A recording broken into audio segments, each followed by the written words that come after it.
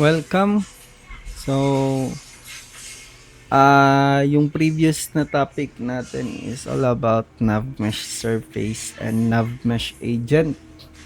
So, ngayon yung enemy natin, lagyan natin ng avatar instead na capsule lang siya, normal na capsule. Lagyan natin siya ng character. So, to do that, are going to use this website. So, from Adobe. So, punta kayo sa mixamo.com and then mag-login ka dyan. So, mag-login muna ako dito. Ayan.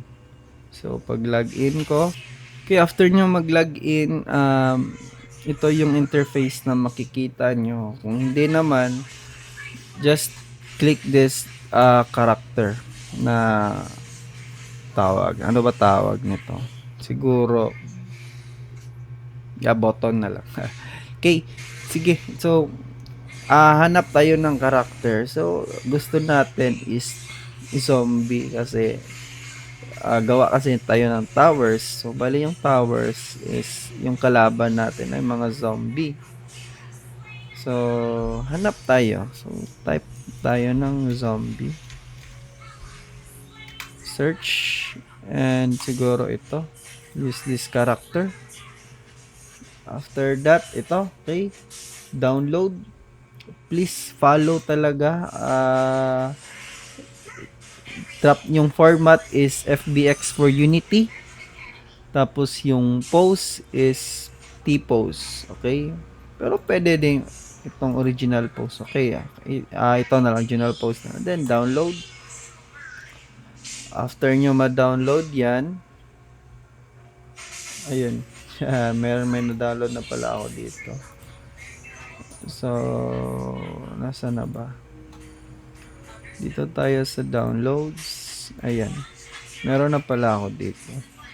So, rename ko muna. Zombie Girl na FBX. Then, after nyan, na-download na tayo na character. Then, dito naman tayo sa animation. Yung kailangan natin is idle, running, at saka yung death. Unahin natin itong idle. Tapos, ayan. Okay, download natin yan. Without skin dapat. Sa skin is without skin. FBX for Unity. Ayan, okay na yan. Then, download.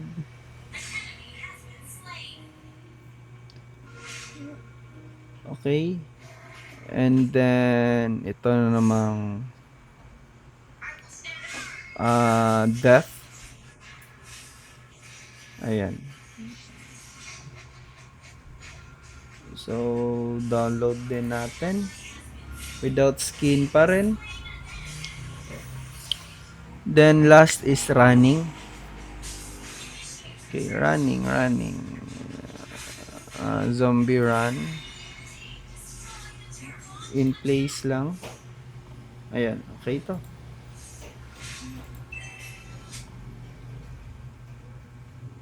Parang lang nag-shopping. Okay, balik dito sa downloads. Let's try to rename it.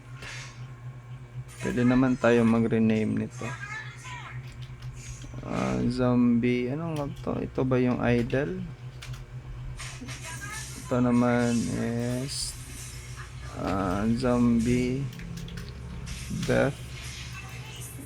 Tapos rename naman natin ito naman is para sa zombie na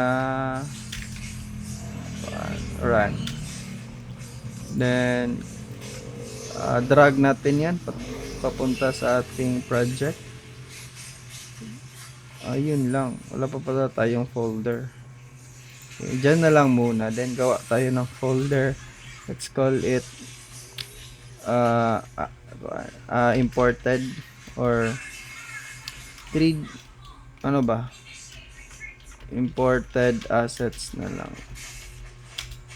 Then sa loob niyan lagay natin new folder, tapos zombie, tapos balik tayo dito, drag natin siya dito sa zombie, ayan. And then after nyan, drag nyo yung zombie. After nyo madrag dito, fix natin kasi wala siyang color, wala siyang material. So click nyo tong zombie girl, dito tayo sa materials. So dito naman gawa tayo ng folder para sa materials, and then texture, create folder para sa textures. Okay, after nyan, balik kay zombie girl, extract texture, export natin dyan. Ayun, nagkakulay na, but ayan, meron pa tayong i-fix nyan. Extract na naman patong wait lang, yeah, materials, select folder. And then by the way, may ganitong lalabas pag mag extract tayo ng texture, so fix lang natin yan. So yaan nyo lang to. So open dito yung mga materials tsaka yung texture. So okay na yan. So sa materials may i-fix tayo. So I think instead na tama yung smoothness niya, ganyan, zero nyo, pati din ito. Tapos instead na transparent, gawin natin siyang opaque siguro. Ayan.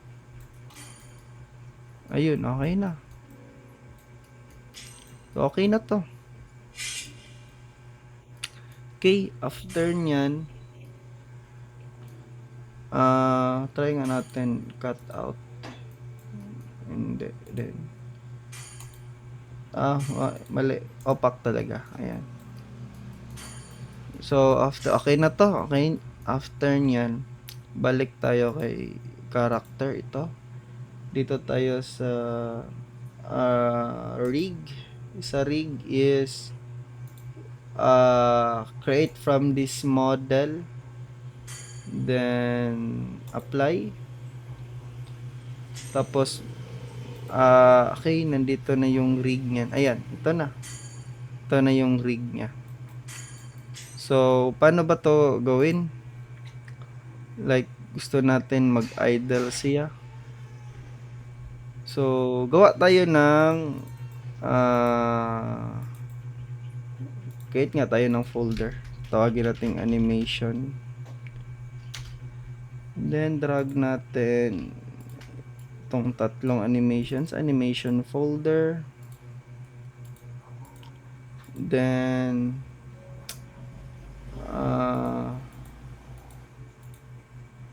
itong animation na to,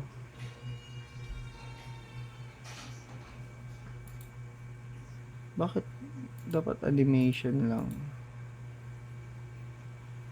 So gawa tayo dito ng create, tapos animation, tapos animation controller, then let's call it zombie girl animation animator, tapos open. After nyan, ilagay natin yung idle. Ayan. So ano nakasabi dito, is not allowed, but okay. Tapos sa entry, I think gagana na ito. Try nga natin if oops, wala pa, kalimutan natin ilagay yung controller dito. Ayan, ito siya, lagyan natin siya ng controller. So, sa entry state niyan, ayan, naka-idle na siya. Ayan, gumagana na. But the problem is, hindi siya naglo-loop. Okay. Para mag-loop yan, copy nyo lang or copy, then Control V, then rename it to zombie idle, and then loop time, anyan, then balik ka dito sa animator, drag mo itong zombie idle, delete mo ito, then ito na yung, ayan, so naka loop time na, meron na tong loop. Nasa na ba? Ito. So pagpunta natin dito, so pag run, ayan, okay na, may idle na siya. Okay, sa next implement muna na, sa next is ilagay natin yung itong character na to dito sa ating enemy na merong Navmesh agent. Okay, that will be the next video. Okay, bye.